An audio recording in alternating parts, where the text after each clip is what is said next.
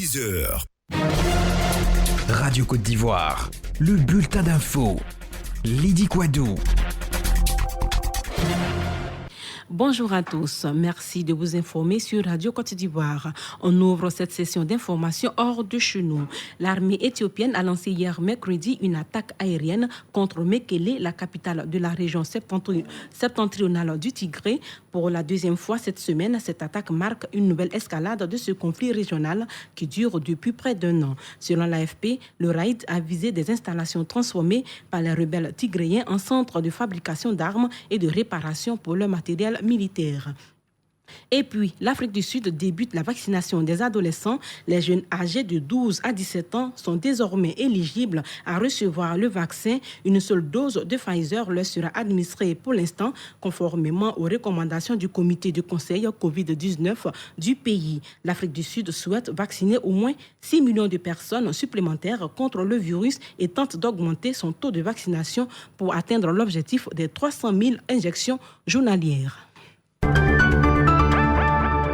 Retour chez nous. Le gouvernement ivoirien a adopté un projet de loi fixant le budget de l'année 2022 à 9 901 milliards de francs CFA, soit une progression d'environ 18% par rapport à celui de 2021. Un budget qui passera à un peu plus de 10 milliards de francs CFA en 2023 et à 11 milliards en 2024. Ainsi en a décidé le Conseil des ministres d'hier mercredi, présidé par le président Alassane Ouattara. Revenant sur l'actualité relative à l'appel de l'ex-président Laurent Gbagbo concernant la libération des prisonniers politiques et militaires lors du congrès constitutif marquant la création de son nouveau parti, le PPACI, le porte-parole du gouvernement s'est prononcé. On écoute le ministre Amadou Koulibaly. La Cour pénale internationale a poursuivi M. Laurent Gbagbo pour des infractions de crimes contre l'humanité commis donc au cours de 5 incidents très précis que la Cour a listés. Il y avait la question des violences survenues à la RTI, la question du bombardement à Abobo, du marché Siaka, la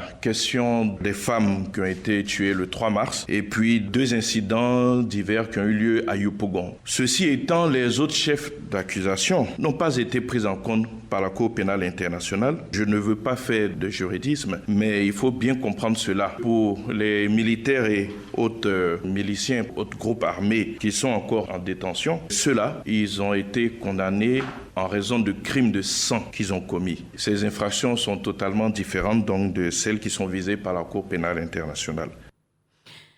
La Côte d'Ivoire se prépare à prendre une part active à la COP26. Cette 26e conférence annuelle de l'ONU sur le climat aura lieu cette année du 1er au 12 novembre à Glasgow, en Écosse. Les résultats de la révision des contributions déterminées au niveau national, CDN, de la Côte d'Ivoire ont été présentés hier mercredi au cours d'une cérémonie d'avant-départ à la COP26 sur le climat. Il ressort que la Côte d'Ivoire affiche une nouvelle ambition de réduction de ses émissions de gaz à effet de serre de 30,41% d'ici à 2030.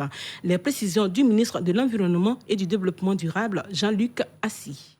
Cet objectif correspond à un abattement chiffré d'environ 37 millions de tonnes équivalent CO2, là où l'ambition de la Côte d'Ivoire dans le premier document CDN affichait un abattement de 9 millions de tonnes équivalent CO2, soit une réduction de 28,25% en 2030. Par rapport à un scénario de référence. Par cette ambition renforcée, notre pays marque sa ferme volonté de réduire son empreinte carbone et de participer à l'effort global de réduction des émissions dans le cadre de l'accord de Paris. Des actions majeures ont été prises en compte au niveau sectoriel pour atteindre cet objectif de réduction de 30,41%.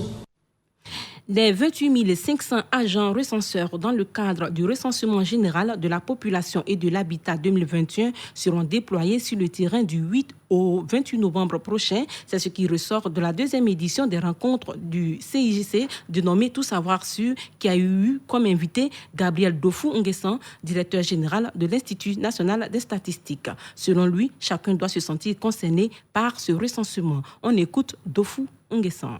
Nous sommes fin prêts pour aller au dénombrement le 8 novembre 2021. C'est l'occasion de lancer un appel aux populations pour une adhésion massive parce que chacun devra dire « je suis concerné, je participe ».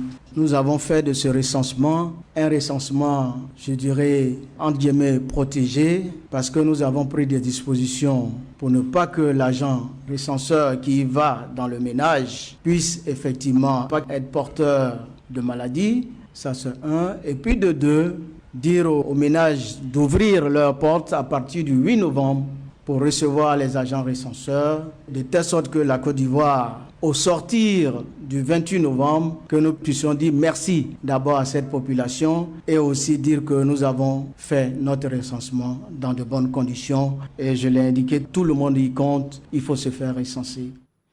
Les jeunes Africains mobilisés pour une autosuffisance de l'Afrique en énergie, ils ont organisé récemment le Salon de l'énergie et du développement durable appelé LACTON. C'est une initiative qui encourage l'entrepreneuriat en Afrique. L'édition 2021 avait pour objectif de promouvoir l'excellence et le savoir-faire local dans le domaine de l'énergie à travers des solutions innovantes et la promotion du genre. Ce salon a réuni ici à Abidjan des acteurs du secteur de l'énergie qui ont partagé leurs expériences et sensibilisé les populations sur les bonnes techniques d'économie d'énergie. Écoutons respectivement l'organisatrice de ce salon, Grâce Naomi Kwan, et le conseiller technique du ministre des Mines du Mali, Moussa Mboutimbe, qu'on écoute. En tant qu'Africaine, je ne vois pas qui pourrait être mieux placée qu'une Africaine pour se battre pour l'amélioration des conditions de vie des Africains. Et nous sommes envoyés en Europe par nos États pour aller apprendre et revenir développer nos continents. Et c'est dans cette vision-là que LACTON s'inscrit, de se dire que nous sommes partis apprendre et nous revenons mettre au service tout ce que nous avons appris. Avoir une énergie stable, une énergie fiable et une énergie en quantité suffisante. Quantité suffisante pour que tout le monde puisse en avoir. Fiable pour qu'on n'ait pas de délestage, de rationnement et aussi de bonne qualité pour pas que ce soit pollueur, parce qu'on parle de développement durable également. L'initiative faite par ces jeunes, ils sont dans leur rôle. Nous, on ne fait que les encourager. Sans énergie, il n'y a pas de développement. L'Afrique gauche d'un potentiel important, en plus des ressources hydroélectriques. En Côte d'Ivoire, par exemple, vous avez les gaz ou autres, mais nous avons un potentiel très important, notamment au Mali, au Niger, au Burkina. Voir toute cette potentialité importante et dire que nos populations souffrent du manque ou de l'insuffisance d'énergie électrique, c'est vraiment écœurant. UNJCI Mag, c'est le nouveau magazine de l'Union nationale des journalistes de Côte d'Ivoire. Ce bimestriel de 52 pages en quadrichromie et sur papier glacé couché a été présenté cette semaine. Pour les journalistes, cette initiative est louable. Suivant quelques réactions, d'abord celle de Habiba Dambélé, directrice de l'information sur RTI 1.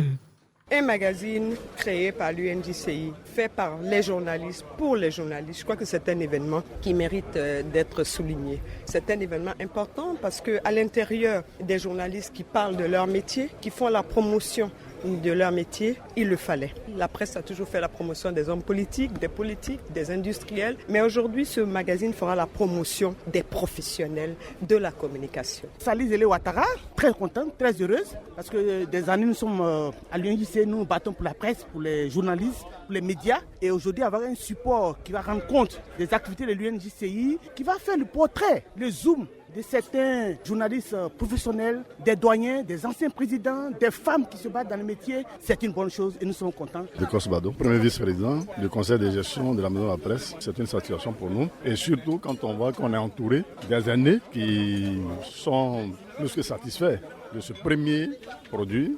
On dit que c'est une vraie satisfaction. Restons dans le monde des médias avec les femmes journalistes qui sont à l'école de l'entrepreneuriat. L'initiative est de l'Association des femmes journalistes de Côte d'Ivoire en partenariat avec la Fédération ivoirienne des petites et moyennes entreprises. L'objectif de cette formation est de permettre aux femmes du secteur des médias qui sont déjà patronnes d'entreprises, de presse, responsables ou chefs d'entreprise de pouvoir booster leurs activités, mais aussi inciter les femmes journalistes à entreprendre. On écoute la présidente de l'Association des femmes journalistes de Côte d'Ivoire, Marlise Aimé-Conan. C'est notre métier d'informer, avoir les rudiments pour pouvoir inciter les autres femmes qui ne sont pas forcément journalistes d'entreprendre, comment avoir des fonds, vers qui se tourner et toutes ces questions qu'elles se posent. Il faut que nous-mêmes soyons informés avant de pouvoir donner l'information à ces femmes, à la population ivoirienne. Ce qu'on peut ajouter, c'est de dire aux femmes journalistes d'entreprendre. C'est vrai que nous travaillons pour des structures, mais il faut avoir soi-même son entreprise investir pour sa famille, pour ses enfants. On parle aussi de leadership féminin. Il faut que dans ce secteur-là, on puisse sentir des femmes qui sont leaders. Et donc, ça passe forcément par la formation. Et c'est ici que prend fin cette session d'information. Merci de nous avoir suivis. On se retrouve à 12h. C'était le bulletin d'info présenté par Lydie Quadou.